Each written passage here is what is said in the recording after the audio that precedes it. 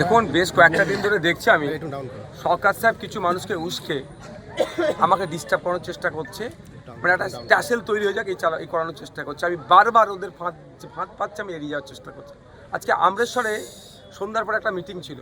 যাওয়ার পথে মৌলিমুকুন্দি একটা জায়গাতে, যেখানে প্রধান অঞ্চলের প্রধানের উঠা বসা করে, সেই যে মাছা থেকে অকথ্য ভাষায়, খারাপ ভাষায় কথাবার্তা, মহিলারা র্যালি করে যাচ্ছিল তাদের সম্পর্কে। আমি যাচ্ছি, আমাকেও যা ইচ্ছা তাই, সেটা বাদ দেন।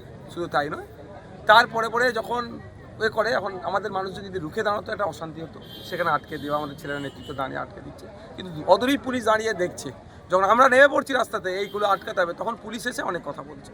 সেখানে একটা শান্তিপূর্ণভাবে আমাদের ছেলেগুলোকে বার করে নিয়ে আসলাম, যাতে অশান্তি না হয়। এখানে প্রোগ্রাম চলছিল চরিশ্বরে। এখানে এসে প্রোগ্রাম ভালো চলছিল, এখানে গাড়ি ছিল, হঠাৎ থেকে এখানকার লাইট, এই মাঠে গাড়ি রাখা ছিল, এখানে লাইট বন্ধ। এখানে যে জাস্ট আমি প্রোগ্রাম শেষ করবো।